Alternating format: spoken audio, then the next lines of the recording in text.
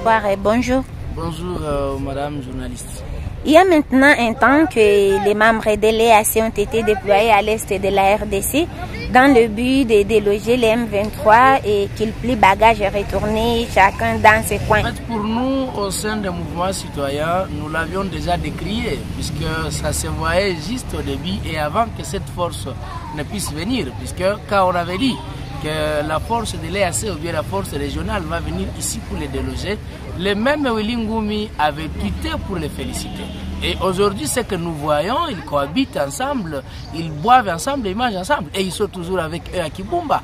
Vous avez vu ce qu'ils avaient fait lorsqu'ils nous avaient trompé que les M23 vont se retirer de Kibumba. Alors, lorsque nos compatriotes s'étaient rendus dans leur maison, vous avez vu ce qu'ils avaient vécu. C'est qu'aujourd'hui, nous vivons dans une guerre nous imposée, que ce soit par la région des Grands Lacs et que ce soit par la communauté internationale. C'est que nous ne pouvons plus compter sur cette force dans le sens où nous voyons ce que nous sommes en train de vivre. C'est un appel que nous lançons à tout le monde de bien se préparer, puisque d'ici les 15, c'est là où nous devons commencer des actions de grande envergure pour demander ni aux M23... 15 de quel mois? Les 15 de ce mois de janvier, nous allons commencer des actions de grande envergure pour demander ni à l'EAC ni aux M23 de se retirer. Nous ne pouvons que faire confiance à notre police et à notre armée. Que les jeunes se préparent, que la population se prépare. Nous n'avons personne pour nous aider, nous sommes les mêmes.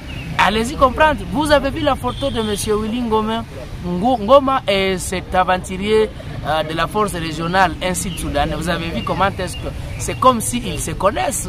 C'est comme s'ils se connaissent. C'est que ce sont des amis de longue date et nous ne pouvons rien compter sur eux. Et en plus, on va y ajouter 750 contingents qui sont en cours, donc qui pourront aussi venir pour secourir l'EAC dans ses œuvres. Non, c'est là qu'on va secourir. Est-ce qu'ils ont déjà perdu les hommes dans leur rang? Non, ils n'ont pas perdu des hommes dans leur rang. C'est dans le but de renforcer. C'est qu'ils veulent renforcer leur mire, mais c'est dans le sens de créer leur zone tampon pour empêcher les FARDC à avancer sur le terrain. C'est que nous sommes dans la guerre avec les serpents. Et les serpents, l'ennemi est proche de nous. Il se fait comme un ami, mais c'est un ennemi en vrai dire. Nous savons que nos autorités, ils ont des bouches liées et des mains liées, mais nous, la population, nous sommes les souverains primaires, nous ne sommes pas liés. Et même si vous essayez d'arrêter les uns de nous, de tuer, de massacrer comme les font les M23, mais ils ne vont pas massacrer la population en général, madame. C'est que nous devons nous préparer pour l'autodéfense et l'autoprise en charge. Et quel est votre appel aux autorités par rapport à cette situation, car vous avez déjà appelé la population à se préparer pour les 15?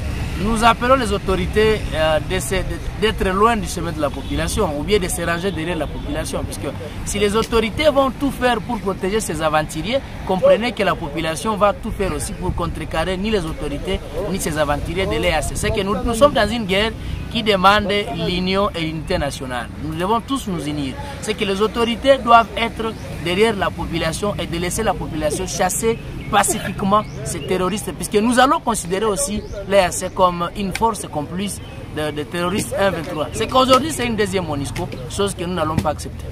Monsieur Aspirine Espoir, la chaîne OPIC de l'info vous remercie. Merci.